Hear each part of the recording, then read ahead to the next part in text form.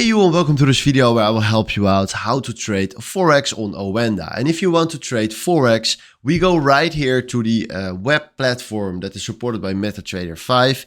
And if you want to start trading Forex, we go to search symbol.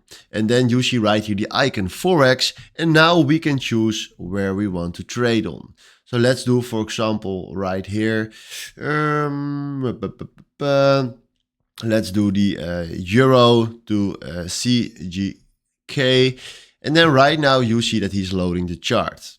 Then if you want to trade on it, we click right here on new order. And then right now fill in the volume. Then you can also add a stop loss or take profit on it if you want to do that. And then after that, click on buy or sell. But right now it's not possible to trade this symbol because the market is closed.